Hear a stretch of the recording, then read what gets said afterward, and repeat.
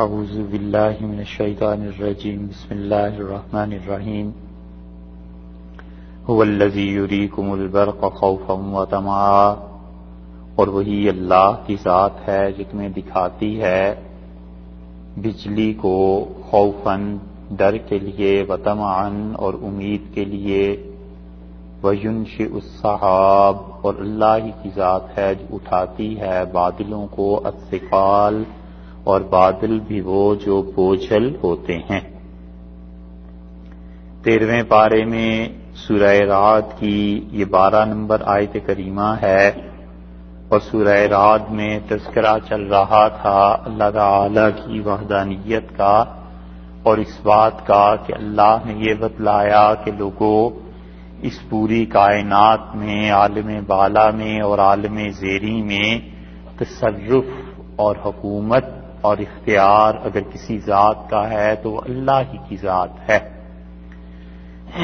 وہی بارشوں کو لاتا ہے، وہی اسی کے حکم سے بجلیاں کونپتی ہیں، وہی اللہ ہے جس نے زمین میں طرح طرح کے پھل اور سبزیاں پیدا کی، اور اللہ کی ذات ہے جو اپنے بندوں کے حالات اور احوال کو بدلتی ہے، حتیٰ کہ ان کی پیدائش سے پہلے جو کچھ عالم تھا وہ بھی اللہ کے علم میں ہے۔ پھر اللہ ہی ہے جو اپنے بندوں کی اس وقت بھی سنتا ہے جب چپکے چپکے وہ اللہ کو پکار رہے ہوتے ہیں، اور اللہ ہی کی ذات ان کی اس وقت بھی سنتی ہے۔ ومن جہر بہ، جو آدمی اونچی آواز سے کوئی بات کرے۔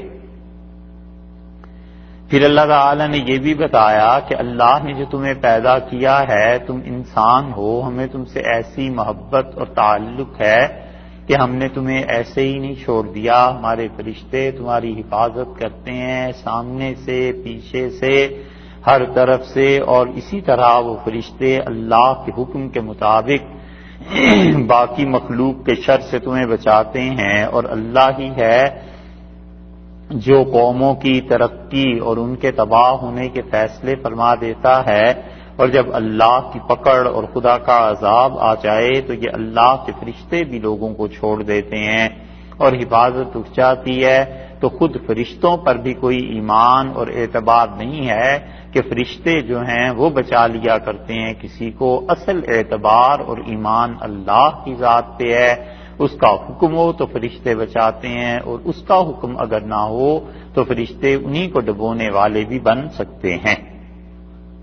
اب اس آیت کریمہ میں اللہ تعالی نے اپنے ہونے کی تیسری عقلی دلیل ارشاد فرمائی، اور اللہ نے کہا ہے کہ وہ الذی، اللہ ہی کی ذات ہے، یریکم البرق، جو تمہیں بجلی دکھاتی ہے۔ اب بجلی اور بارش کا بھی اللہ ہی مالک ہے، اور بجلی اور بارش کا خدا بھی اللہ ہی ہے۔ اور اللہ تعالی نے ان 4 لفظوں میں ساری کفر اور شرک کی دنیا کا رد کر دیا۔ جن کافروں کے نزدیک اور جن مشرکین کے نزدیک اللہ کے علاوہ بھی کوئی ان چیزوں کا مالک ہے اور اللہ کے علاوہ بھی کوئی اس پہ اختیار رکھتا ہے، سب کو خدا نے بتا دیا کہ هو الذی یریکم البرق خوفا وطمعا، اللہ ہی کی ذات ہے جو بجلی کو دکھاتی ہے۔ اور بجلیاں جو کونتی ہیں، چمک جو نظر آتی ہے، یہ سب کی سب خدا ہی کی ذات کے کرنے سے ہوتی ہے۔ ہندو جو تھے اور اب بھی اندر دیوتا مانتے ہیں کہ اندر دیوتا، وہ بجلیاں اور بارشیں اس کے قبضے میں ہیں۔ رومی پرانے جو تھے وہ آس کو مانتے تھے کہ اس کی وجہ سے اس کائنات میں چینجز آتی ہیں، اور یہ جو رومی تھے، جو ستارہ پرست تھے، یہ جوپیٹر عطارد جو ستارہ ہے اس کے ساتھ جوڑتے تھے کہ یہ ستاروں کی وجہ سے حالات بدلتے ہیں۔ اللہ نے سب کا رد کر دیا، اور اللہ نے فرمایا ہم ہی ہیں جو بجلی دکھاتے ہیں لوگوں کو۔ اور کس لیے دکھاتے ہیں؟ حکمت کیا ہے؟ خوفا وطمعا، اس سے کہ لوگ ڈریں اللہ کے قہر سے، اللہ کے عذاب سے۔ یہ بجلی جب کونتی ہے، کسی انسان پر جا کر پڑ جائے، ایک لمحے میں بھسم اس کو کر دے۔ یہ بجلیاں جو کونتی ہیں کسی بستی پر پڑ جائیں تو بستی تباہ ہو جائے، جو چاہے سو رب کرے۔ فرمایا خوفا وطمعا، اور اسی طرح اللہ تعالی جو ہے طمع، اس کے ساتھ ساتھ دوسری چیز تم سمجھو، اور وہ یہ کہ امید ہو جاتی ہے جب آدمی دیکھتا ہے بجلی چمک رہی ہے، بادل گھرے ہوئے ہیں، تو اسے ایک امید لگ جاتی ہے کہ اب انشاءاللہ بارش ہو جائے گی، اور پھر انسان کہتا ہے، اللہ سے دعا مانگتا ہے کہ خدا بندہ اسے خیر کی بارش کر دے، تو انسان کو امید لگ جاتی ہے کہ گرمی کم ہو جائے گی، امید لگ جاتی ہے کہ جو فصلیں خشک ہو گئی تھیں ان پہ پانی برس جائے گا، امید لگ جاتی ہے کہ اسی طرح یہ جو زمین اس کو ابھی نمی کی ضرورت تھی تو یہ بارش جو آ رہی ہے اس کو پورا کر دے گی، اور اسی طرح خوف بھی لگ جاتا ہے کہ فصل تیار ہے اور ابھی اگر بارش ہو گئی تو کیا ہوگا، اور سب چیزیں کھیلان بکھرا ہوا پڑا ہے میدان میں سارا غلہ، اور اب بارش ہو گئی تو کیا ہو جائے گا۔ کسان دوڑتا ہے اور بھاگتا ہے کہ کسی طرح ان ساری چیزوں پر کچھ کپڑا ڈالے، کوئی پولیتھین ڈالے، کچھ کرے تاکہ انہیں بچائے۔ اللہ نے فرمایا یہ ہم ہی ہیں اور ہم ہی لوگوں کو بجلی دکھاتے ہیں، اور ڈر کی وجہ بھی ڈر بھی پیدا ہوتا ہے اور اس کو امید بھی پیدا ہو جاتی ہے۔ وَيُنشِئُ، اور اللہ ہی پیدا کرتا ہے، اللہ ہی اٹھاتا ہے۔ اللہ تعالیٰ کیا اٹھاتا ہے؟ السحاب الثقال، اور اللہ بوجھل بادل، بڑے ایسے بادل جو بھاری ہوتے ہیں ٹنوں کے حساب سے، جن میں پانی لدا ہوا ہوتا ہے، خدا ہی انہیں اٹھاتا ہے۔ اللہ ہی کے حکم سے وہ موو کرتے ہیں، اللہ ہی کے حکم سے وہ اوپر نیچے ہوتے رہتے ہیں، اللہ ہی کے حکم سے ٹنوں کے حساب سے پانی ان بادلوں سے برستا ہے۔ اللہ نے فرمایا ہے اس پر غور کرو، پانی کے اتنے بڑے بڑے ذخیرے ایک شہر سے دوسرے شہر کی طرف منتقل کرنا، ایک ملک کی سرحد سے دوسرے ملک کو بھیج دینا، اور اسی طرح ان سے سارے نظام عالم کو چلانا، یہ اللہ کے علاوہ کون ہے؟ اور اللہ تعالی نے ایک اور بہت اچھی بات اس میں ارشاد فرما دی، اس کی تو خیر ساری باتیں اچھی ہیں، لیکن دیکھیے آپ کہ بادل جو ہے وہ بجلی کی ضد ہے۔ آگ اور پانی ہے نا، ایک دوسرے کی ضد ہو گئی کہ بادل جو ہیں ان میں نمی ہے اور بجلی جو ہے اس میں جلانے کی صلاحیت ہے۔ اسی طرح بادل جو ہیں وہ تر ہوتے ہیں اور بجلی جو ہے وہ خشک ہوتی ہے، تو وہ اللہ ایک ضد سے دوسری ضد کو پیدا کر دیتا ہے۔ بادل ضد ہیں، پانی ضد ہے بجلی کی، تو پانی سے بجلی کو اللہ تعالیٰ پیدا فرما دیتا ہے۔ تو یہ بتایا گیا کہ یہ دو ضدوں کو اکٹھا کر دینا، پھر ایک ضد سے جو بالکل اس کے مخالف ہے، اس مخالف سے اس کے موافق پیدا کر دینا، یہ ان اضداد کو جمع کرنے والا سوائے اللہ کے کون ہے؟ اللہ کے علاوہ کس کی طاقت ہے کہ بجلیوں کو یوں دکھائے اور پھر تمہارے خوف اور تمہاری امیدیں جو اللہ سے لگ جاتی ہیں انہیں پورا کرے، اور ان بادلوں کو جن میں اتنے بڑے بڑے پانی کے ذخائر ہیں انہیں اٹھانا، اوپر لے جانا، پھر اس کے بعد ان سے پانی کا برسانا، یہ سب کس کے قبضے میں ہے؟ جب تمہیں پتہ ہے اللہ ہی کے قبضے میں ہے تو ہم تمہیں بتائیں پھر کیا ہوتا ہے۔ وہ یسبح الرعد، اور رعد پڑھتا ہے بحمدہ، اللہ کی خوبیاں وہ گنتا ہے، اللہ کی خوبیاں پڑھتا ہے۔ یسبح کا مطلب تو ہے تیرنا، اور تسبیح یہ بھی تیرنے کے معنی میں آتی ہے۔ اسی لیے قرآن پاک نے سورج اور چاند کے متعلق فرمایا کہ کلن فی فلک یسبحون، اور ہر چیز اپنے اپنے مدار میں تیر رہی ہے، اپنے اپنے مدار میں گھوم رہی ہے۔ تو سباح اس کو کہتے ہیں جو خوب تیرنے والا ہو، اور سباح کہتے ہیں اس کو بھی جو بہت اللہ کی تسبیح بیان کرنے والا ہو، جیسے حماد کا مطلب اللہ کی بہت حمد بیان کرنے والا، تعریف کرنے والا، ذکار خوب اللہ کو یاد کرنے والا، ذکر کرنے والا، سباح بہت اللہ کی تسبیح بیان کرنے والا۔ تو یہاں فرمایا کہ یسبح الرعد بحمدہ، اللہ تعالی کی تسبیح بیان کرتا ہے، پڑھتا ہے، اور کیا چیز؟ رعد، یہ جو فرشتہ ہے بحمدہ اللہ کی حمد کے ساتھ ملاتا ہے اس تسبیح کو اور وہ پڑھتا ہے۔ رعد کی ایک تعریف تو یہ کی گئی ہے کہ یہ فرشتے کا نام ہے، اس لیے اللہ تعالیٰ نے اس فرشتے کی طرف اشارہ بھی فرمایا، بلکہ صراحت کر دی۔ ترمذی کی روایت میں آتا ہے کہ رسول اللہ صلی اللہ علیہ وسلم سے یہودیوں نے پوچھا تھا کہ اگر آپ اللہ کے رسول ہیں تو اس فرشتے کا نام بتا دیں، یہ جو بجلی جو گرجتی ہے اس میں کیا ہوتا ہے؟ تو رسول اللہ صلی اللہ علیہ وسلم نے انہیں بتایا کہ اس کا نام رعد ہے۔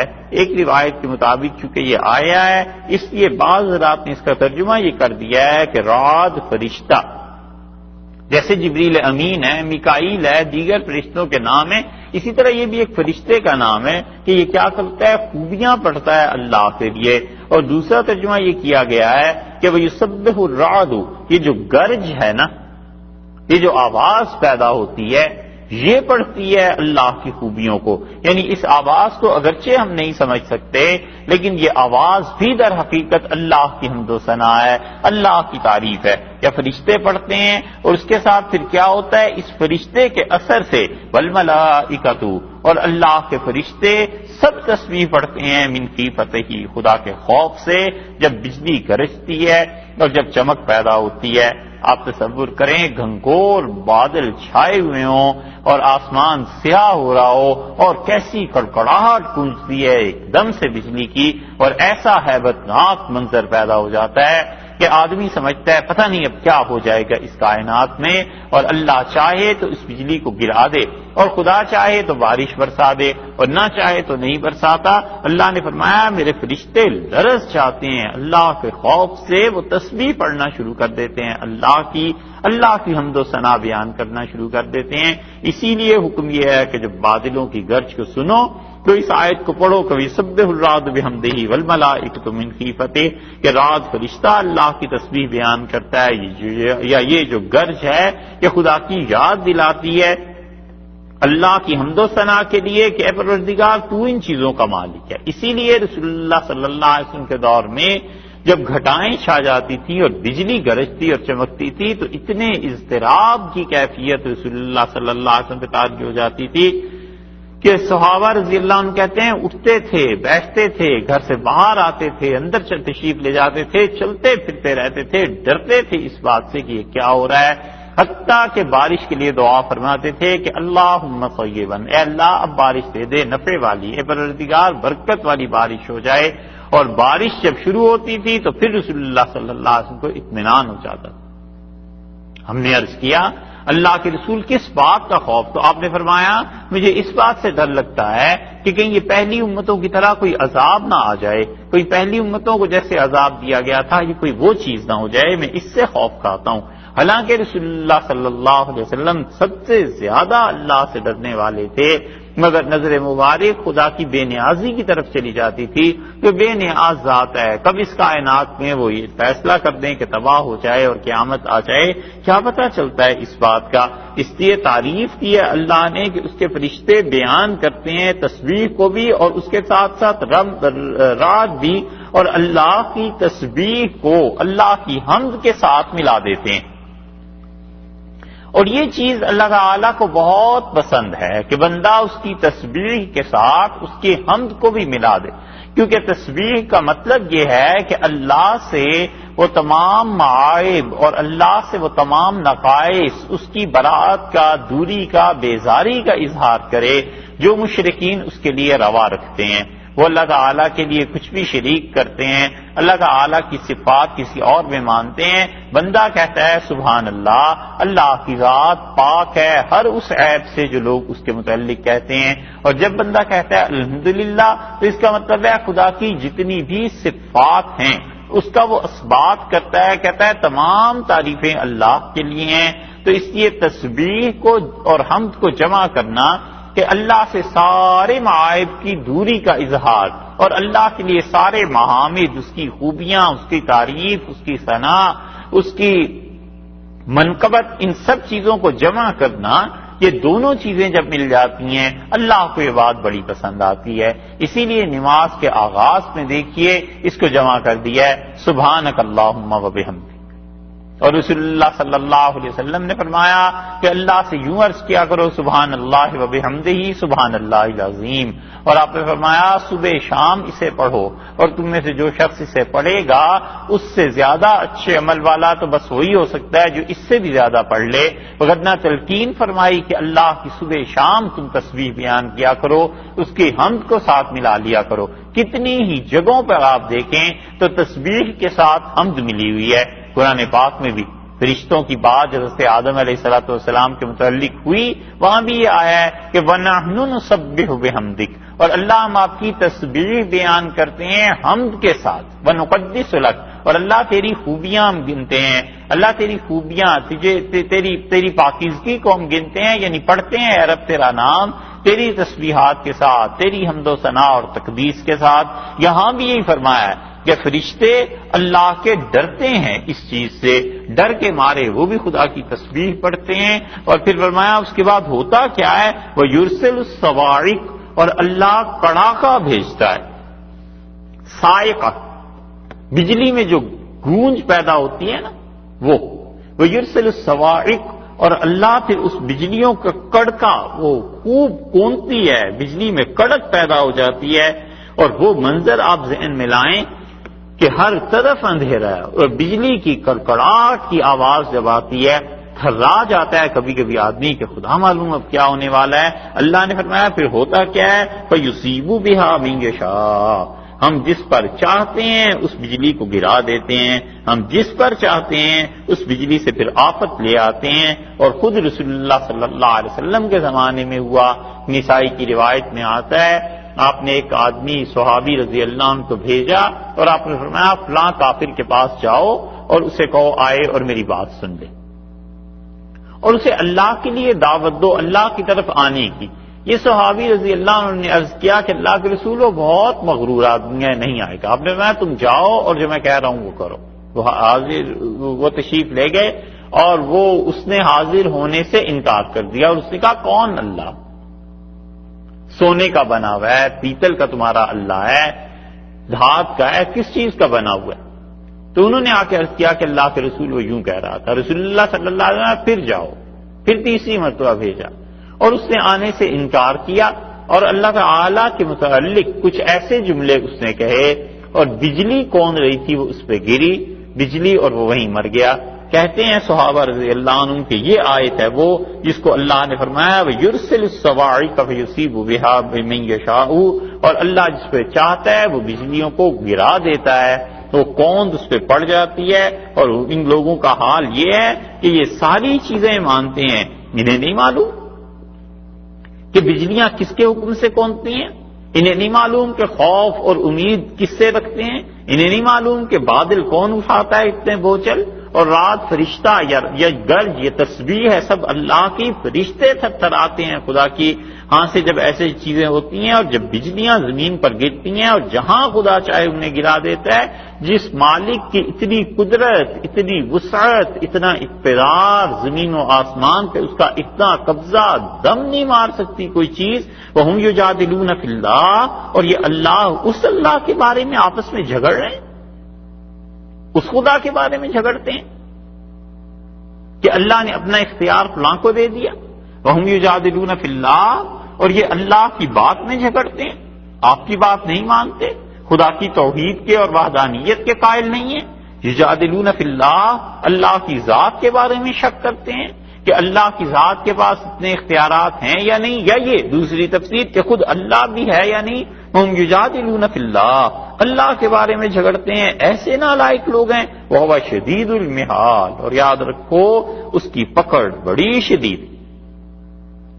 محال کے دو ترجمے کیے گئے ہیں، ایک محال کا ترجمہ یہ کیا گیا ہے کہ وہ شدید المحال، اور اللہ کی تدبیر بڑی سخت ہے، یعنی وہ چھوڑ دیتا ہے، وہ لوگوں کو چلنے دیتا ہے، وہ دیکھتا رہتا ہے کہ کیا کیا لوگ کر رہے ہیں، کیا کیا حرکتیں ہو رہی ہیں، اور پھر وہ تدبیر کرتا ہے لوگوں کو پکڑنے کی، اور اس کی تدبیر بڑی سخت ہے۔ دوسری جگہ آیا ہے وہ املی لہم، اور ہم لوگوں کو ڈھیل دیے رکھتے ہیں، ان قیدی متین، اور میری پکڑ پھر بڑی شدید ہوتی ہے، جب میں پکڑتا ہوں تو پھر چھٹکارا نہیں ہوتا۔ اور دوسرا ترجمہ یہ کیا گیا ہے کہ وہ شدید المحال، اور اللہ کا عذاب بڑا سخت ہے، کہ اللہ تعالی کا عذاب جب آتا ہے تو اس کے متعلق پہلے اللہ تعالی نے فرما دیا ہے اوپر آیت نمبر 11 میں کہ وَإِذَا أَرَادَ اللَّهُ بِقَوْمٍ سُوءًا، اور جب اللہ تعالیٰ کسی قوم کے ساتھ برائی کا ارادہ کر لے فَلَا مَرَدَّ لَهُ، تو اس کو کوئی نہیں ٹال سکتا، کوئی نہیں اللہ سے ہٹا سکتا، کوئی نہیں ہے جو اس کے حکم اور فیصلے پہ نظر ثانی کرے۔ اللہ نے فرمایا وہ شدید المحال، اور اس کا عذاب بڑا سخت ہے، یا اس کی تدبیر بہت سخت ہے، بڑی گہری ہے۔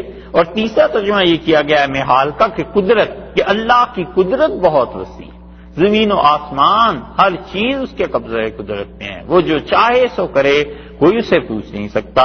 اور جب تم ان سب چیزوں کو سن چکے ہو تو یاد رکھو لہو دعوت الحق، بس سچی پکار تمہارے اللہ ہی کی ہے، اسی کو پکارنا یہ سچ ہے، توحید اس کی قائم ہے، لا الہ الا اللہ کی دعوت جو اس نے دی ہے یہ سب سچ ہے، لہو دعوت الحق، اس کا پکارنا سچا ہے، یعنی اللہ کو جو تم پکار رہے ہو، ایک اکیلے پروردگار کو، اس کی ذات، اس کی صفات کا اثبات، اس کو مالک ماننا، اس کو عالم الغیب ماننا، اس کے متعلق یہ ماننا کہ ہر چیز اس کے قبضہ قدرت میں ہے، لہو دعوت الحق، اللہ کی پکار سب سے سچی پکار ہے۔ تو مطلب یہ نکلا کہ اللہ کے علاوہ کسی کو نہ پکار، اپنی مشکلات میں، تکالیف میں، زندگی کے مصائب میں اللہ کے علاوہ کسی کا نام نہ جپو، اللہ کے علاوہ کسی کو نہ پکارو، اللہ کے علاوہ کسی سے امید اور خوف نہ رکھو، یہ سب کی سب چیزیں اس کے لیے ہیں۔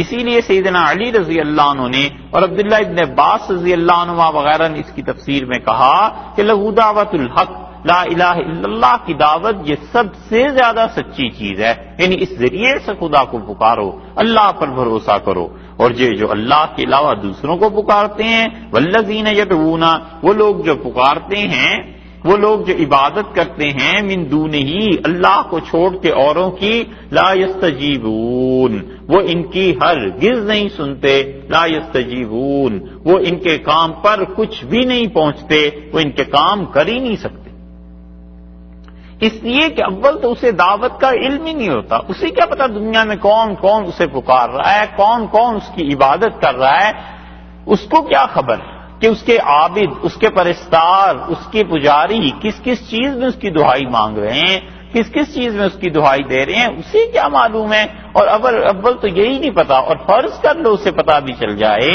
تو اس کے اختیارات ہیں کتنے، کس چیز میں وہ اپنے پجاریوں کی مدد کرے گا، کس چیز میں وہ ان کے لیے اچھائی کے کام کرے گا یا برائی کو ان سے دور کر دے گا۔ والذین یدعون من دونہ، اللہ کے علاوہ لوگ جس چیز کو بھی پکارتے ہیں، لا یستجیبون، وہ ان کی پکار پر ان کی مدد نہیں کر سکتے۔ اور تمہیں بتائیں کتنی اللہ کے علاوہ کسی کی عبادت کتنی بے آسرا ہے،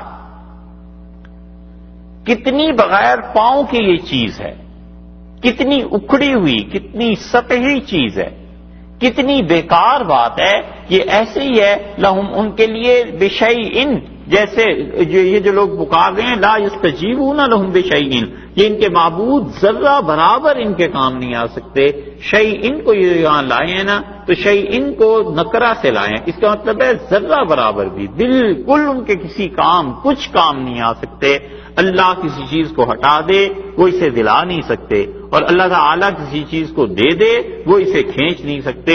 اس کائنات میں تصرف اللہ ہی کا ہے۔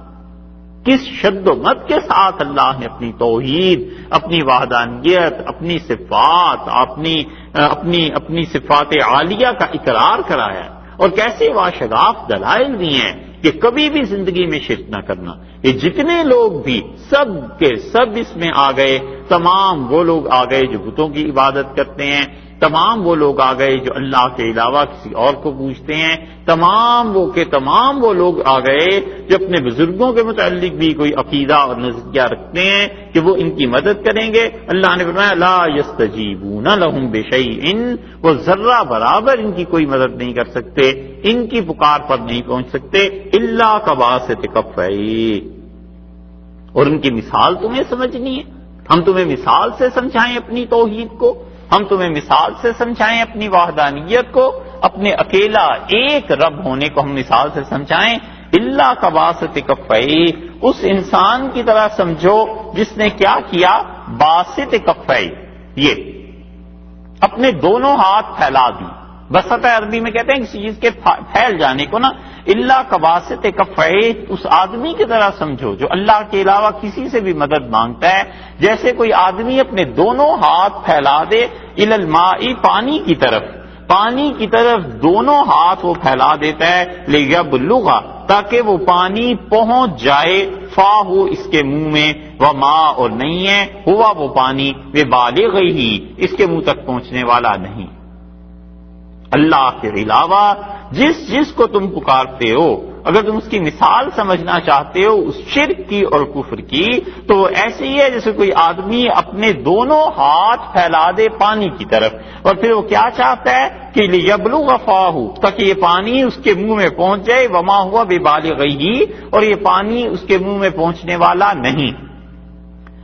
مفسرین نے 3 طرح سے اس کی تفسیر بیان کی۔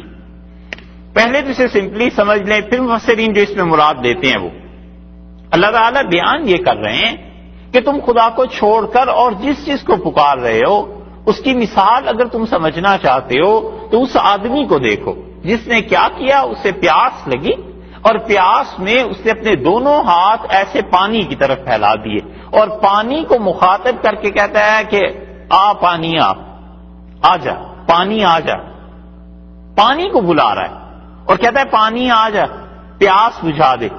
اللہ نے فرمایا وما ہوا ببالغہ، بھلا اس کے کہنے پہ پانی آ سکتا ہے؟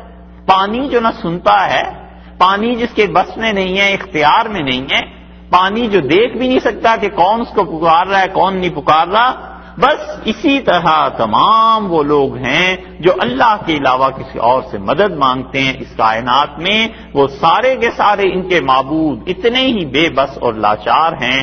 کمال کیا ہے اللہ نے اس مثال کو دے کے، اللہ نے فرمایا جیسے پانی کو کچھ پتہ نہیں چلتا، پانی تمہارے پکار سے آ نہیں سکتا، اسی طرح تم اللہ کے علاوہ جس کو پکارو گے کس شرک میں پڑے ہو۔ اس لیے پہلی تفسیر اس کی یہ کی ہے کہ جو شخص پانی سے دور کھڑا ہو اور ہاتھوں سے پانی کو اشارہ کرے کہ آ جا، تو پانی اس تک نہیں پہنچتا، لیبلغ فاہ، کہ اس کے منہ میں پہنچے، وما ہوا ببالغہ، اور وہ پانی پہنچنے والا نہیں ہے، اس کی کوشش بیکار ہو گئی، اس کی بات بیکار ہو گئی۔ دوسری تفسیر یہ کی گئی ہے کہ اللہ کباسط کفیہ، جیسے وہ پیاسا آدمی جو اپنے دونوں ہاتھ پھیلا دیتا ہے الی الماء، پانی کا تخیل باندھتا ہے، تصور میں لاتا ہے پانی، اور پیاس اسے شدید لگی ہوئی ہے اور ہاتھ اس نے پانی کے سامنے پھیلا دیے تاکہ پانی پہنچ جائے اس کے منہ تک، تو پانی کہاں سے پہنچ جائے؟ یہ تو صرف تصور ہے۔ مفسرین کہتے ہیں حقیقت میں بھی پانی نہیں ہے۔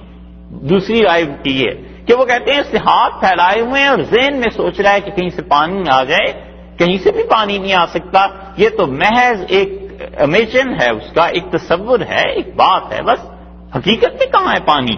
اور تیسری مفسرین نے مراد لی ہے، وہ کہتے ہیں اس سے مراد کنواں ہے کہ کوئی شخص بغیر رسی کے، بغیر ڈول کے، بغیر ظاہری اسباب کے اپنے ہاتھ کنویں کی سمت میں پھیلا دے اور کنویں کو کہے کہ مجھے پانی دے دو، کنویں کو کہے میری پیاس بجھا دو، تو بھلا جب تک وہ پانی خود نہیں پیے گا کیسے آ سکتا ہے؟ اللہ نے فرمایا ہے کہ میرے ساتھ جو شرک کرتے ہیں ان کے سارے معبودوں کی حالت ایسے ہی ہے، پانی کی طرح، جیسے پانی کو کچھ پتہ نہیں چلتا، جن چیزوں کی عبادت کی جاتی ہے انہیں کہاں سے اس کی خبر ہے، کیسے وہ ان کی مدد کر سکتے ہیں؟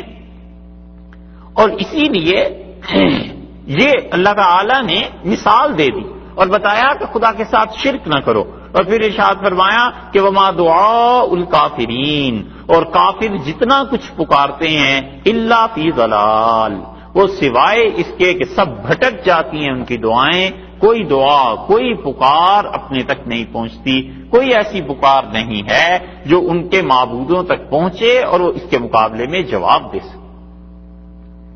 دنیا میں سب سے بڑا مرض شرک کا ہی ہے، اور اللہ کو جس چیز سے شدید نفرت ہے وہ یہ چیز کہ اللہ کے ساتھ شریک بنائے جائیں، اللہ کے ساتھ کفر کیا جائے۔ دنیا میں اس وقت بھی دیکھنے ہندو مت ہے شرک سے بھرپور، کتنے کروڑوں، لاکھوں بھی نہیں کروڑوں کے حساب سے دیوتا بنائے ہوئے تھے اور اب بھی پوجے جاتے ہیں۔ سکھ مت میں پہلے نہیں تھا شرک، پھر آہستہ آہستہ ہندوؤں کے ساتھ تعلق کی وجہ سے شرک آ گیا، پہلے تو سکھوں میں شرک نہیں تھا، بدھسٹ تھے ان میں پہلے شرک نہیں تھا، لیکن بدھ جب ہندوستان میں آئے ہیں اور خاص طور پہ بہار میں آئے ہیں تو بہار کے اثرات کی وجہ سے ان میں شرک آ گیا۔ عیسائیت کو دیکھ لیں، وہ تو مستقل شرک کہ سیدنا مسیح علیہ الصلوۃ والسلام اور ان کی والدہ حضرت جبریل علیہ الصلوۃ والسلام ان میں سے کوئی نہ کوئی خدا کا شریک ہے۔ اللہ کہتے ہیں تم سوچو تو صحیح، تم میرے ساتھ شریک جو کر رہے ہو آخر کس مد میں، کس بنیاد پہ؟ اور اس میں رد ان لوگوں کا بھی نکل آتا ہے جو کہتے ہیں کہ ہم اللہ کے شریک اس لیے بناتے ہیں کہ اللہ نے اپنے ان پیارے بندوں کو ہماری مدد کرنے کی اجازت دے دی ہے. مثلا عیسیٰ علیہ السلام کو ہم اس لیے کہتے ہیں، پکارتے ہیں کہ عیسیٰ علیہ السلام کو خدا نے کہا ہے کہ میرے بندے جتنے گناہ بھی کریں تم اسے بخش سکتے ہو. کوئی آدمی کسی قبر پہ جاتا ہے، صاحب مزار کو پکارتا ہے، کسی ولی اللہ کی عبادت کرتا ہے، نظر چڑھاتا ہے، وہ کہتا ہے کہ میں ان کو پکارتا ہوں یہاں بیٹھ کے امریکہ میں تاکہ وہ میری مدد کر دیں. تو سب سے بڑی بات تو پوچھنے کی یہ ہے کہ بھائی تمہیں کیسے پتا چل گیا کہ اللہ نے تمہاری مدد کی اجازت انہیں دے دی؟ فرض کرو ایک لمحے کے لیے الیاذ باللہ کہ خدا نے انہیں اختیار دیا ہی ہے. اول تو یہ بھی ایک طرح کا شرک ہے، لیکن فرض کر لو اللہ نے انہیں اختیار دے بھی دیا، تو یہ کیسے پتا چلا؟ اس کی کیا گارنٹی ہے کہ اس بزرگ کو پتا ہے کہ تم اس وقت کس تکلیف میں پہنچ گئے ہو، تمہارے ساتھ کیا ہو رہا ہے، اور وہ آ کے تمہاری مدد کر دیں گے؟ یہ ان تمام لوگوں کے لیے ناقابل حل مسئلہ ہے جو لوگ بھی اللہ کے ساتھ شرک کرتے ہیں کہ تمہیں کہاں سے انہوں نے کوئی کیسے تمہیں بتا دیا کہ آج خدا نے مجھے اجازت دے دی لہذا میں تمہاری مدد کر رہا ہوں. اللہ نے فرمایا ہے یہ سارے کے سارے جو مجھے چھوڑ کر دوسروں کی عبادت کرتے ہیں ان کی مثال ایسے ہی ہے جیسے کوئی پانی سے کہتا رہے، تو جس طرح پانی کو کچھ خبر نہیں ہوتی اسی طرح انہیں کیا خبر. وما دعاء الکافرین الا فی ضلال، اور دعا کافروں کی، پکار کافروں کی، یہ ساری کی ساری بھٹکتی رہتی ہے. بھٹکتی کیسے رہتی ہے؟ اس کے کئی ایک مطالب مفسرین نے لکھے ہیں. ایک تفسیر تو انہوں نے یہ لکھی ہے کہ جو عبادت کرتے رہتے ہیں تو عبادت کا مطلب تو یہ ہوتا ہے کہ معبود کو خوش کیا جائے. عبادت کا مطلب ہوتا ہے کہ مجھے اس سے نفع ملے. عبادت کا مطلب اس لیے یہ آدمی کرتا ہے کہ میں نقصان سے محفوظ رہوں. یہی مقاصد ہوتے ہیں. اللہ نے فرمایا کہ الا فی ضلال، کافروں کی جتنی عبادت ہے بھٹکتی رہتی. حضرت نے شاہ عبد القادر صاحب رحمۃ اللہ علیہ نے جو حاشیہ لکھا ہے یہ دیکھیے. شاہ صاحب رحمۃ اللہ علیہ کے الفاظ چھوٹے چھوٹے لیکن اتنے زبردست حقائق ہیں یہ کہ بظاہر ایسے لگتا ہے چند جملے ہیں، لیکن اللہ جانے کتنا مطالعہ، کتنا تقویٰ، اللہ کے ساتھ کتنے تعلق کا یہ نتیجہ ہے. فرماتے ہیں کافر جن کو پکارتے ہیں باز خیال ہیں. کافر جن کو پکارتے ہیں باز خیال ہیں. کافر نے کسی کی عبادت کی، رات کو وہ بزرگ آ گئے اسے خواب میں، انہوں نے کہا تم نے بہت اچھا کام کیا ہے، اب یہ خوش ہے کہ میری عبادت سے وہ خوش ہو گئے. حالانکہ اس کا خیال ہے، امیجنری ہے، صرف ایک سوچ ہے. آگے فرماتے ہیں اور بعض جن ہیں. بعض مرتبہ شیطان اپنی عبادت کراتا ہے، جنات اپنی عبادت کراتے ہیں، اور جنات جو ہوتے ہیں وہ انسانوں کی شکل میں آ جاتے ہیں انسانوں کے پاس اور کہتے ہیں کہ تم مجھے میری عبادت کرو، پرستش کرو. اسی لیے رسول اللہ صلی اللہ علیہ وسلم نے فرمایا کہ قرب قیامت میں جب سب چیزیں جتنے گناہ دنیا میں ممکن تھے یہ سب کر لیں گے اور حتیٰ کہ رشتوں کا تقدس بھی ختم ہو جائے گا، تو شیطان سے آئے گا ان کے پاس اور ان سے یہ پوچھیں گے شیطان سے کہ اب کیا کریں، تو وہ کہے گا میری عبادت کرو. اور اسی لیے رسول اللہ صلی اللہ علیہ وسلم نے فرمایا اس وقت تک قیامت نہیں آئے گی جب تک کہ قبیلہ دوست کے جو بت تھے یہ دوبارہ نہ پوچھ دیے جائیں. تو فرمایا جن ہیں اور بعضی چیزیں ہیں کہ ان میں کچھ خواص ہیں لیکن خواص کے مالک نہیں. مثلا تیسری قسم کون سی ہوئی؟ سورج ہے. سورج میں خاصیت ہے نا، گرمی ہے، اس میں ہیٹ ہے، انرجی ہے، یہ سب چیزیں، لیکن کیا سورج خود مالک ہے ان چیزوں کا؟ اللہ ایک چھینٹا اپنی طرف سے ڈال دے سورج پہ تو سورج بجھ جائے. اس کی روشنی اور انرجی اس کی ذاتی تھوڑی ہے، وہ بھی تو اللہ ہی نے رکھی ہے نا اس میں. تو تیسری قسم یہ ہو گئی.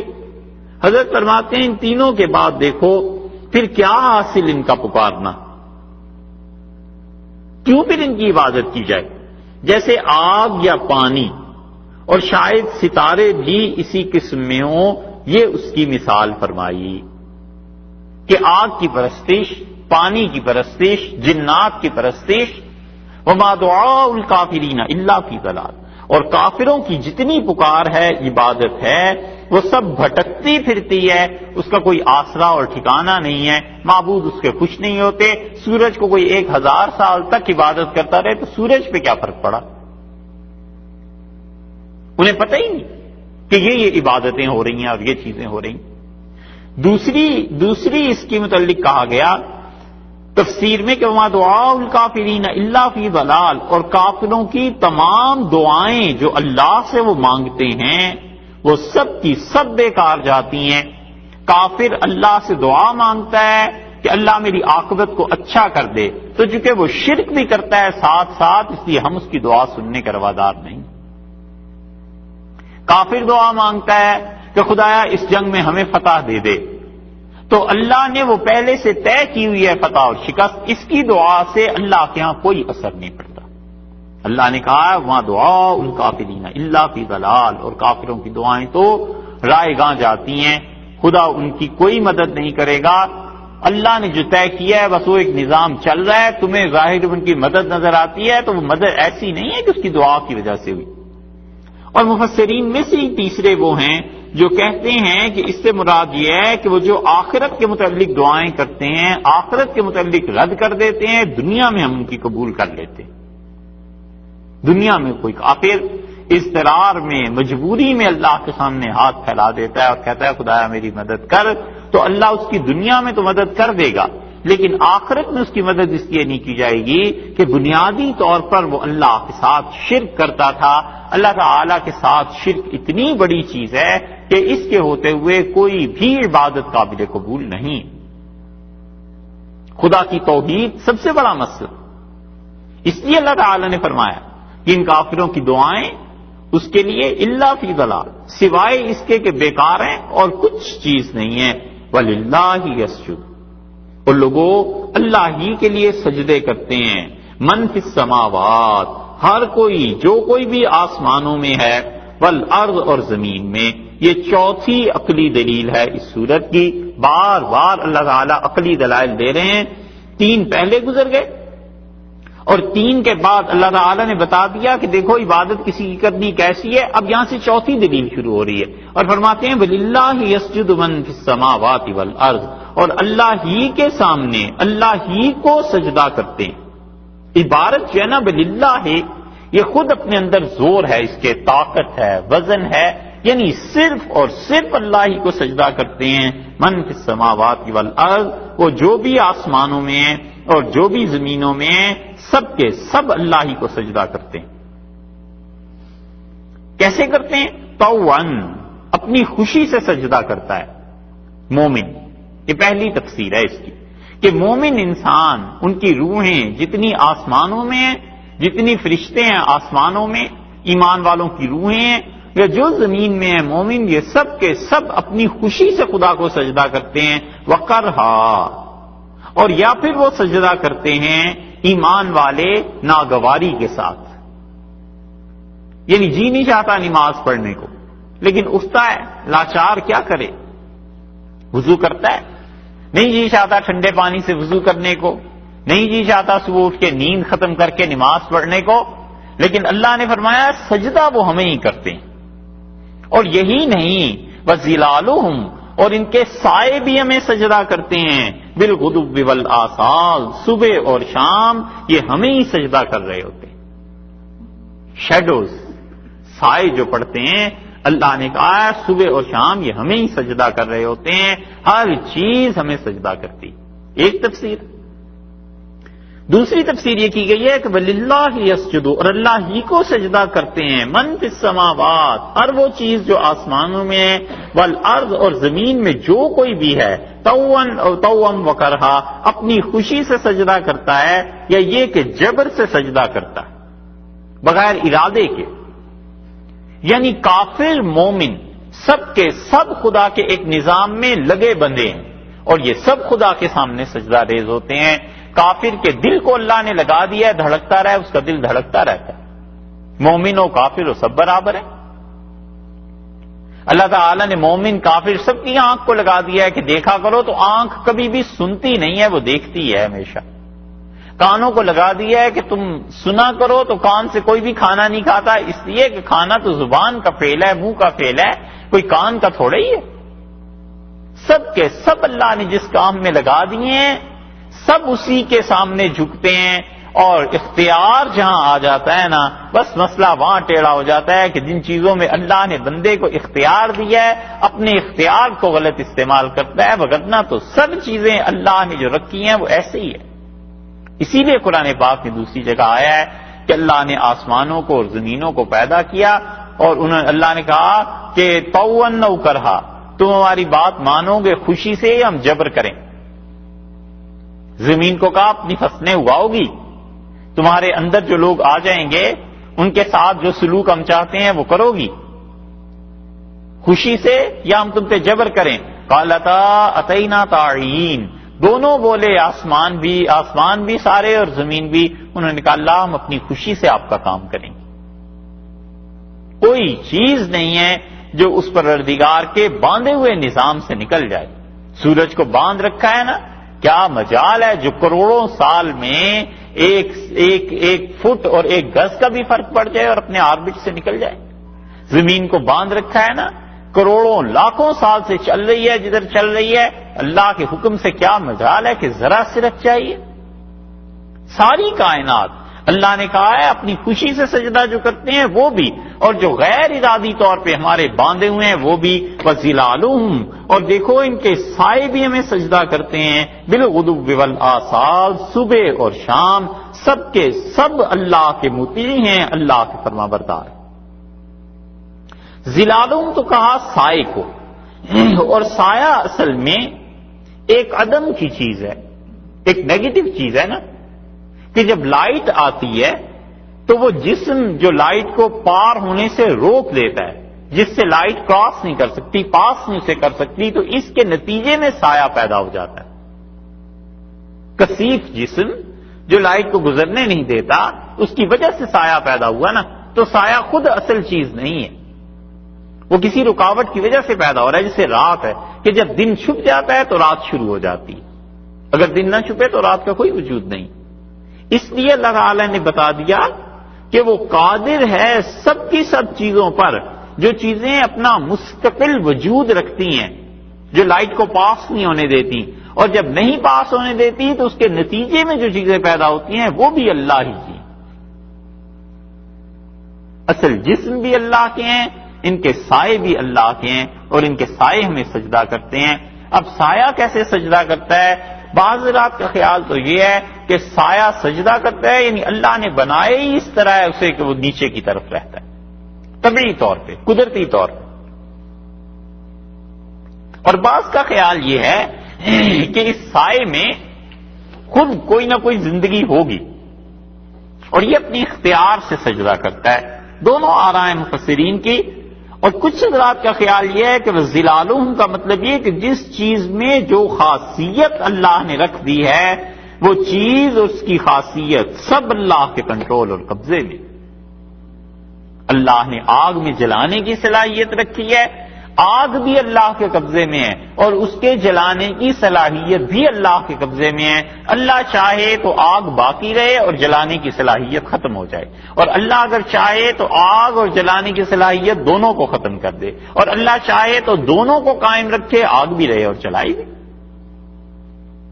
پانی ہے، اس کی خاصیت ڈبونا ہے، اللہ نے کہا ہے ہم چاہیں تو پانی کو ختم کر دیں اور ڈبونا بھی ساتھ ہی ختم ہو جائے، بات ختم ہو گئی، جیسے ہو سکتا ہے ہوا میں، خلا میں۔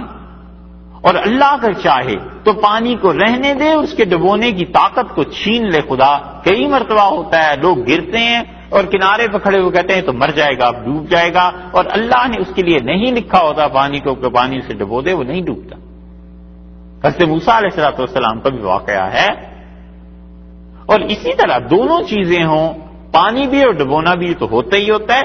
اللہ نے کہا ہے تمام اشیاء اور ان کے جتنے بھی ان کی لوازمات، ان کے جتنے بھی توابع ہیں، ان کی خصوصیات ہیں، جس چیز میں جو اس کا اصل وصف، جو اس کی اصل پائی جاتی ہے، یہ سب کی سب ہمارے ہی قبضے میں تو ہیں۔ بالغدو والآصال، صبح اور شام یہ چیزیں اللہ کو سجدہ کرتی ہیں۔ صبح شام سے مراد کیا ہے؟ مفسرین کہتے ہیں صبح شام سے مراد یہ نہیں ہے جو ہم لوگ صبح شام کہتے ہیں، بلکہ ہر لمحہ، محاورہ ہے عربوں کا۔ جیسے ہم بھی محاورہ بولتے ہیں، کہتے ہیں یار تم تو 24 گھنٹے یہی بات کرتے رہتے ہو، حالانکہ ظاہر ہے وہ سوتا بھی ہوگا 8-10 گھنٹے، تو اس میں تو بات نہیں کرتا ہوگا نا، لیکن محاورہ ہم کہتے ہیں 24 گھنٹے تم تو ایک ہی بات کرتے ہو۔ بالغدو والآصال، صبح شام اللہ کو سجدہ کرتے ہیں۔ یہ دوسرا ہے سجدے کا مقام، اور اس کو فقہا نے لکھا ہے کہ من العزائم، یعنی اس پہ سجدہ کرنا اس آیت کریمہ پہ ضروری ہے۔ اور رسول اللہ صلی اللہ علیہ وسلم نے اس آیت پہ سجدہ کیا ہے، اور حکم اس کا یہ ہے کہ جب یہ آیت پڑھی جائے یا خالص اس کا ترجمہ کیا جائے، جیسے کہ اب بھی ہوا ہے، تو پھر سجدہ واجب ہوتا ہے، اور اگر کوئی اس آیت کی صرف تفسیر کر دے گا، خالص اس کا ترجمہ نہیں کرے گا، تو پھر سجدہ واجب نہیں ہوگا۔ اور سجدہ تلاوت کرنے کا طریقہ یہ ہے کہ آدمی، سب سے اچھا طریقہ یہ ہے کہ کھڑا ہو اور سجدہ تلاوت کی نیت کرے، کیونکہ واجب ہے نا، تو واجب میں نیت ضروری ہے، یعنی یہ نیت کرنا، دل سے ارادہ کرنا کہ میں تلاوت کا سجدہ کرتا ہوں، اور یہ نیت کر کے اللہ اکبر کہے اور سجدے میں چلا جائے اور سجدے کی تسبیحات پڑھے، اور یا وہ اگر دعا آتی ہو جو رسول اللہ صلی اللہ علیہ وسلم مانگا کرتے تھے کہ سجد وجہی للذی خلقہ، اور سجدہ کیا میرے چہرے نے اس ذات کے لیے جس نے اسے پیدا کیا، وشق سمعہ وبصرہ، اور اللہ نے اس میں سماعت کان اور بصارت آنکھیں پیدا فرما دیں، اور کہا کیا ہی پاک ہے وہ پروردگار جو ایسی چیز پیدا کرنے والا ہے۔ یہ دعا مانگے یا سجدے کی تسبیحات پڑھے، اور اس کے بعد اللہ اکبر کہہ کے کھڑا ہو جائے۔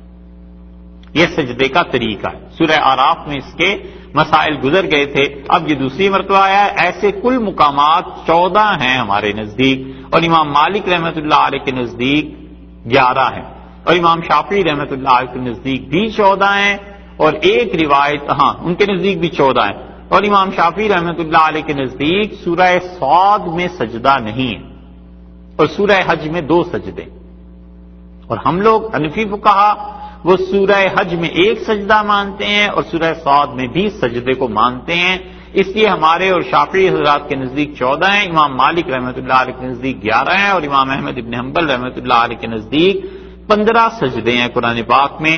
بہرحال اللہ تعالیٰ نے اس میں بھی سجدے کو ضروری واجب قرار دیا۔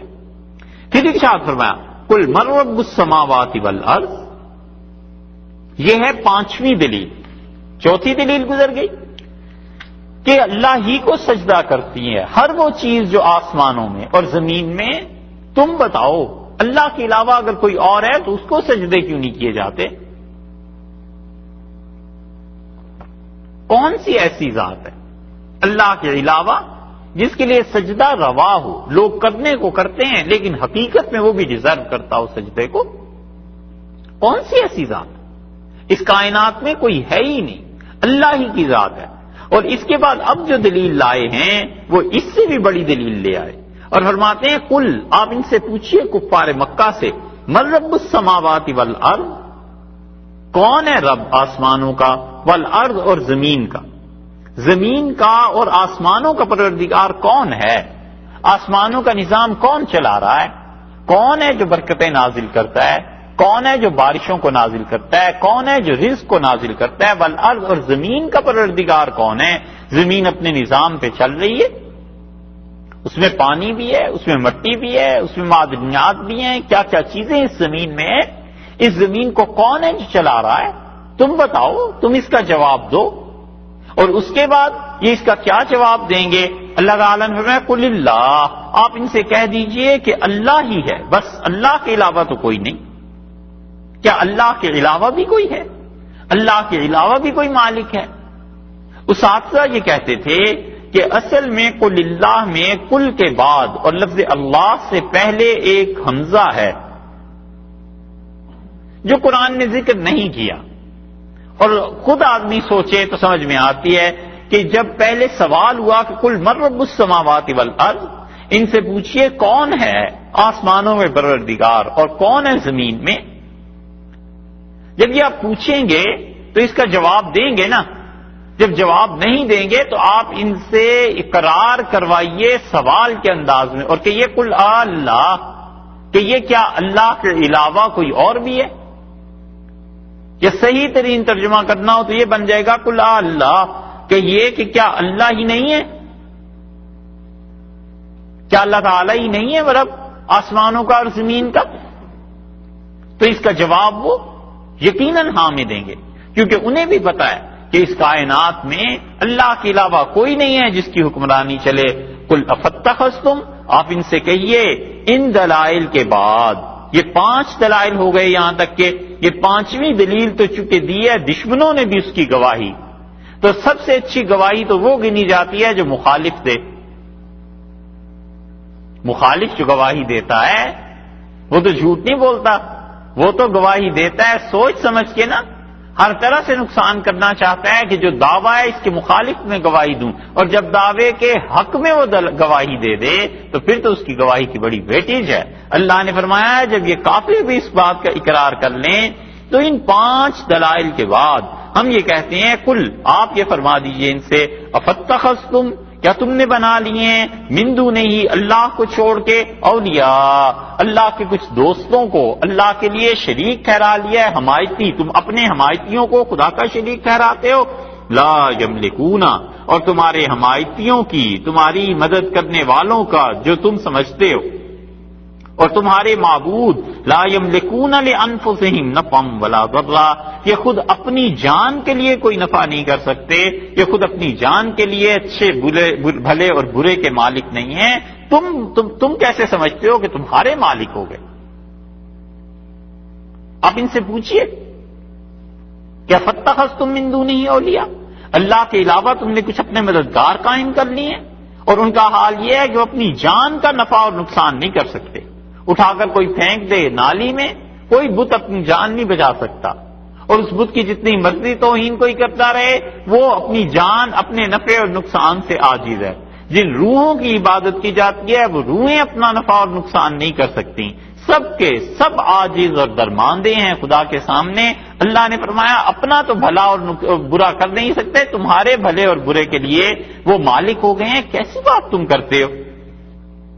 قل هل يستوي الاعمى والبصير، ان سے کہیے کیا برابر ہوتے ہیں آنکھوں والے، کیا برابر ہوتے ہیں الاعمى جو نابینا ہو، والبصیر جو آنکھوں والا ہوتا ہے، یہ لوگ برابر ہوا کرتے ہیں؟ اندھا اور آنکھوں والا برابر ہوتا ہے؟ بھلا ایک آدمی جو خدا کی توحید کا قائل ہے، بھلا ایک آدمی جو اللہ کی وحدانیت کا قائل ہے، اٹھتے بیٹھتے چلتے پھرتے اپنے رب کو یاد کرتا ہے، بھلا ایک آدمی جو اللہ کے ساتھ تعلق رکھتا ہے، ہر مشکل مصیبت میں اسی کو پکارتا ہے، ہر خوشی میں اسی کا شکریہ ادا کرتا ہے، وہ بینا آدمی آنکھوں والا ہدایت کی راہ پہ کیا اس کے برابر ہو جائے گا جو اٹھتے بیٹھتے چلتے پھرتے اپنے خداؤں کا نام لیتا ہے، جو بات بات پہ اپنے خداؤں کو پکارتا ہے، جو ہر مشکل اور مصیبت میں ان کی دعائی دیتا ہے، اور جو ہر خوشی میں ان کا شکریہ ادا کرتا ہے؟ یہ دونوں آخر کیسے برابر ہو سکتے ہیں؟ ایک جس نے بن دیکھے خدا پر ایمان لے آیا، جس نے بن دیکھے خدا کو تسلیم کیا، اللہ ہی کو مانتا ہے، اللہ ہی سے مدد مانگتا ہے، اور ایک جو خدا کے ساتھ شرک کرتا ہے۔ قل هل يستوي الاعمى والبصير، تم اپنی دنیا کی زندگی میں دیکھو، کیا تم نابینا کو اور آنکھوں والوں کو برابر کہتے ہو؟ نہیں کہتے، تو پھر یہاں یہ منطق کہاں چلی گئی، یہاں یہ عقل کہاں چلی گئی؟ اللہ اور غیر برابر ہو گئے؟ اور تیسری بات، ام هل تستوي الظلمات والنور، اور اب ان سے کہیے کہ کیا، یا یہ بتاؤ حل کیا تستوی برابر ہے الظلمات اندھیرے، والنور اور نور، یہ اندھیرے اور نور برابر ہے؟ روشنی اور اندھیرے میں کوئی فرق نہیں نظر آتا، کوئی ہے جو اسے برابر کہے؟ تو روشنی جو اللہ کی توحید ہے، نور جو اللہ کی طرف لے جانے والا ہے، نور جو اللہ تعالی کی ذات مقدسہ کی طرف رہنمائی کرنے والا ہے، اور ظلمات اندھیرے، کیسے کیسے شرک، کیسے کیسے خدا کی وحدانیت کے خلاف اپنے گھڑے ہوئے افسانے، یہ سب کی سب چیزیں کیا برابر ہیں؟ قرآن ہمیشہ نور کو واحد لاتا ہے اور ظلمات جمع آتی، ہمیشہ نور کو واحد لاتا ہے قرآن، حالانکہ نور کی صاف صاف جمع انوار بنتی ہے. کوئی ایسا لفظ بھی نہیں ہے جو ہم کہیں کہ لغت کے اعتبار سے کوئی کم درجے کا لفظ ہے. انوار بڑا اچھا لفظ ہے، کئی جگہ پہ استعمال ہوتا ہے. نبی کریم صلی اللہ علیہ وسلم نے کئی جگہ اس کا استعمال فرمایا انوار کے لفظ کا. لیکن قرآن نور ہمیشہ واحد لاتا ہے کہ اللہ تک پہنچنے کی راہ ایک ہی ہے. ایک نقطے سے دوسرے نقطے کے درمیان سیدھی لائنز آپ جتنی بھی لگا لیں، 1000 لائنیں لگا لیں، وہ ایک ہی رہتی.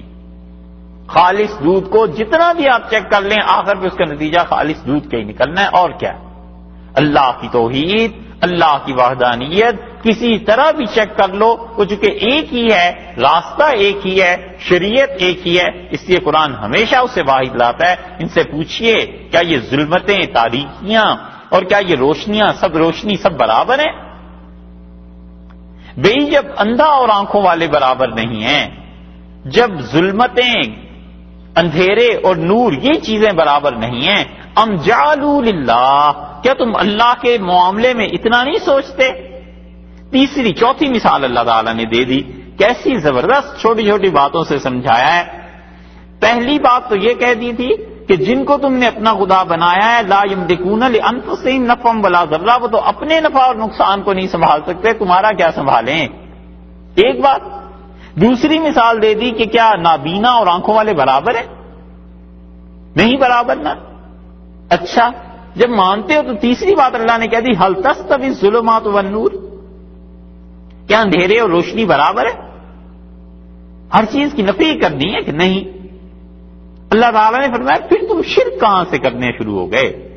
پھر تم میرے معبودوں کو کب سے ماننا شروع ہو گئے؟ ام جعلوا للہ شرکاء، یہ لوگ کر رہے ہیں، انہوں نے ٹھہرا لیے، بنا لیے اللہ کے شریک، خلقوا، اور انہوں نے کچھ مخلوق پیدا کر دی. ایسا منطقی انداز ہے، بالکل عقل، سمپل عقل کی باتیں ہیں. اللہ کہتا ہے اس کو سوچو. ام جعلوا للہ شرکاء، یا تم خدا کے شریک بناتے ہو، خلقوا، انہوں نے مخلوق پیدا کر دی، ان کے کچھ بندے ہیں، انہوں نے کوئی زمین پیدا کر دی ہے، اس پہ انہوں نے اپنی آبادیاں بسا لی ہیں. کخلقہ ہی، جیسے کہ اللہ کی مخلوق ہے، جیسے کہ اللہ نے بندے بنائے ہیں. فتشابہ، سو آپس میں کیا ہو گئے؟ وہ مکس اپ ہو گئے. فتشابہ، مل گئے ہیں. الخلق، وہ اور یہ مخلوق دونوں آپس میں مل گئے ہیں. علیہم، ان مشرکوں پر، اور انہیں پتہ ہی نہیں چل رہا کہ اصل اللہ کون ہے، جس نے اتنی مخلوق بنائی ہے یا جس نے اتنی مخلوق بنائی. دیکھا؟ پھر اس کو سمجھ لیجیے. ام جعلوا للہ شرکاء، کیا یہ اللہ کا شریک بناتے ہیں اس لیے کہ خلقوا، ان کے شریکوں نے کچھ مخلوق بنا دی ہے، کا خلقی، جیسے اللہ نے بنائی ہے. فتشابہ الخلق علیہم، اور ان پہ مکس اپ ہو گئی ہے ساری مخلوق، جنہیں پتہ ہی نہیں چل رہا کہ کون سی ہمارے خداؤں نے بنائی ہے، کون سی اللہ نے بنائی ہے. لہذا یہ کہتے ہیں کہ ہم شرک کرنے میں معذور ہو گئے، ہمیں پتہ ہی نہیں چلتا اللہ کی کون سی مخلوق ہے. اللہ تعالیٰ نے کہیں اور مخلوق بنا دی، انہوں نے کہیں اور مخلوق بنا دی.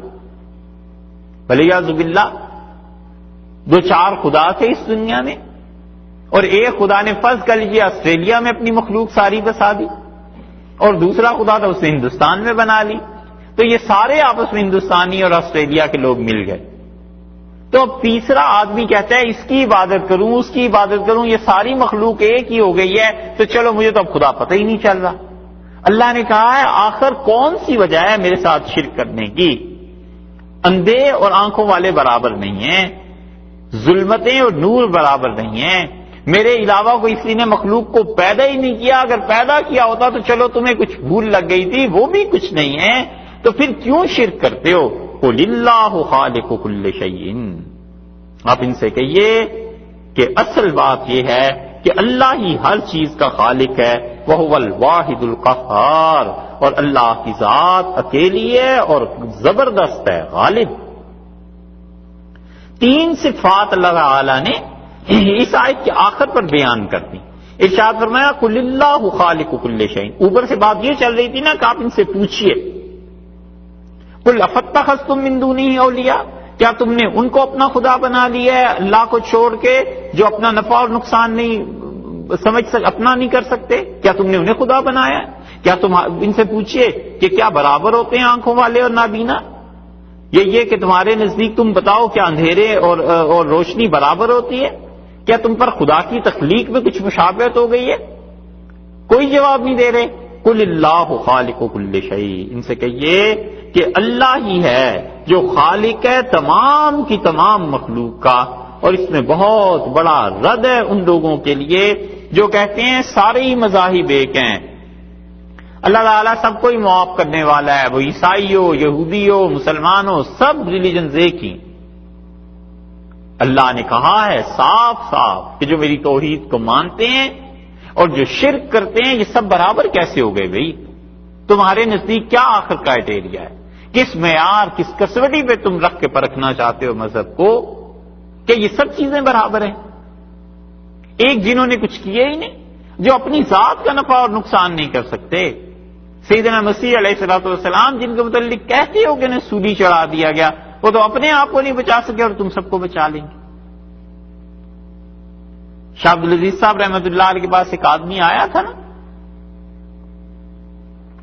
پادری، اور اس نے دلی میں حضرت سے یہی پوچھا، ایسے ہی دل لگی کے سوالات کہ کسی طرح بات چلتی رہے، مسلمان گمراہ ہوتے رہے.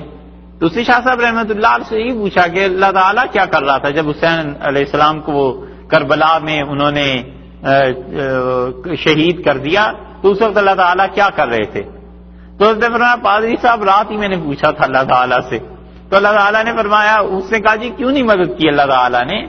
حضرت حسین رضی اللہ عنہ کو بچا لے کے دیتے، تو میں نے رات ہی پوچھا تھا. تو اللہ تعالیٰ نے فرمایا لوگوں نے میرے بیٹے کو سولی چڑھا دیا، میں کچھ نہیں کر سکا، نبی علیہ السلام کے نواسے کو میں کیسے بچا لیتا؟ تو یہی چیز ہے. خدا نے کہا آخر کون سی ایسی وجہ ہے؟ کوئی وجہ ان کی نہیں، اس پاس نہیں ہے. جواب اس کا قل اللہ خالق کل شیء، ان سے کہیے اللہ ہر چیز کا خالق ہے. اس لیے یہ جو بہت روشن خیالی ہے نا، اور بہت زیادہ وسعت ظرفی ہے کہ قیامت میں سب مذاہب ایک ہیں، بخشے جائیں گے سارے. بھلا بتاؤ ایک آدمی زندگی بھر خدا کی توحید کا قائل رہا، بن دیکھے اللہ کی پرستش کرتا رہا، اللہ سے مانگتا رہا، اللہ کے لیے سہتا رہا، اللہ کے لیے برداشت کرتا رہا، اللہ کا شکر ادا کرتا رہا، وہ اور جن کے ہزاروں خدا تھے یہ سب برابر ہو جائیں گے؟ پھر یہاں آ کے جواب دے لیں جو اللہ نے کہا کہ کیا اندھے اور آنکھوں والے سب برابر ہیں؟ ان سے کہیے اللہ ہے ہر چیز کی پیدائش. قل اللہ خالق کل شیء، پہلی بات کہہ دی. یہ بات نہیں ہے کہ زیادہ مخلوق اللہ نے پیدا کر دی ہے اور تھوڑی سی مخلوق کسی اور نے پیدا کر دی تھی. مثال سے عرض کیا نا کہ آسٹریلیا اور ہندوستان کی مثال لے لیں تو آسٹریلیا میں بہت آبادی وہ کسی اور نے پیدا کر دی، وہ اللہ نے پیدا کر دی، اور ہندوستان میں کم آبادی تھی کسی اور نے پیدا کر دی کہ آپس میں مل گئے ہیں. اللہ نے کہا کل شیء، ہر چیز کو خدا نے پیدا کیا ہے، باقی تو اور کوئی کائنات میں پیدا ہی نہیں کر سکتا. سائنس کی، ٹیکنالوجی کی اتنی ترقی کے باوجود ہمارے دور تک آج تک زندگی نہیں پیدا کی جا سکی. ایک چیز سے دوسری چیز بن جاتی ہے، دوسری چیز سے تیسری چیز بن جاتی ہے، یہ ہو رہا ہے، لیکن اصل میں زندگی کہیں پیدا ہو جائے یہ نہیں ہے. اللہ نے فرمایا کل شیء، ہر چیز کے خالق ہم ہیں. اور دوسری چیز وہو الواحد، اور دوسری صفت اللہ تعالی نے بیان کر دی کہ وہ اکیلا ہے عدد میں، کہیں اس کے اکنوم قائم نہیں ہے، کہیں اس کے بروز قائم نہیں ہے. انگلش میں کیا کہتے ہیں اسے؟ عیسائیوں کے ہاں ہے کہ عیسیٰ علیہ الصلوۃ والسلام میں خدا آ گیا تو یہ اللہ تعالیٰ کا ایک مظہر بن گئے. فلاں بزرگ فلاں صدی میں پائے جاتے تھے، خدا علیہ باللہ ان میں آ گیا تھا اور وہ خدا بن گئے تھے. ہیں کون لفظ ہے جی؟ بہرحال اللہ تعالی نے کہا اکیلا ہے وہ، کہیں اس نے اتحاد نہیں کر لیا مخلوق کے ساتھ. اسی لیے عالمگیری میں لکھا ہے، سلطان اورنگزیب رحمت اللہ علیہ وہ بچے نہیں تھے، اسی لیے انہوں نے یہ جملہ لکھوایا ہے. انہوں نے کہا مخلوق کبھی اتنی ترقی نہیں کر سکتی کہ خالق سے جا کر مل جائے، اور اللہ اپنے مقام عالی سے اپنی صفات علیہ سے کبھی اتنا نیچے نہیں آتا کہ وہ مخلوق ہو جائے. ہے جملہ ایک ہی جو انہوں نے لکھوایا ہے، لیکن جڑ کاٹ لی ان تمام مذاہب کی اور ان باطل اور گمراہ فرقوں کی جن کا عقیدہ یہ ہے کہ اللہ تعالیٰ کبھی بندے میں ایسا حلول کر جائے علیہ باللہ کہ خدا میں اور بندے میں کوئی فرق ہی نہ رہے، کچھ پتہ ہی نہ چلے.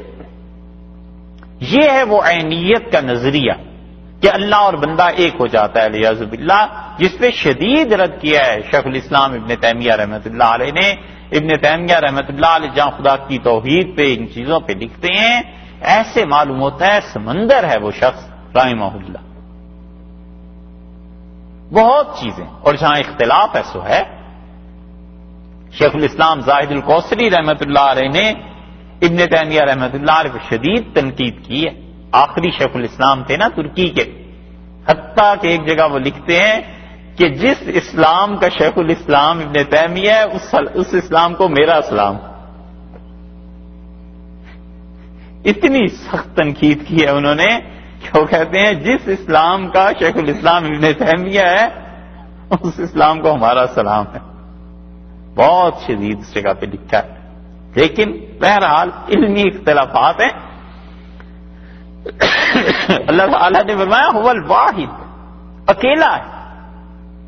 اسی لیے جن لوگوں نے ابن عربی رحمۃ اللہ علیہ کے ذمے یہ گمراہی لگائی ہے نا کہ ابن عربی رحمۃ اللہ علیہ اس بات کے قائل تھے علیہ باللہ استغفر اللہ کہ انسان خدا بن جاتا ہے، یہ جھوٹ ہے. انہوں نے ایسے نہ لکھا نہ انہوں نے کہا. بعض والوں نے اپنی غرض سے ان کی کتابوں میں یہ باتیں بڑھا دی.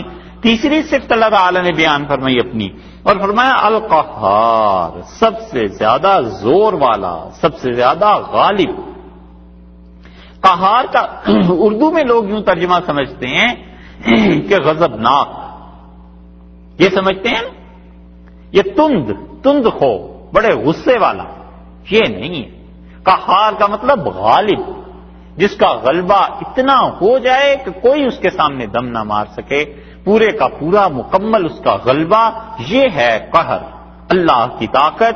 اس لیے فرمایا کہ اللہ ہے، اس کے علاوہ کس میں یہ صفات پائی جاتی ہیں؟ 5 طرح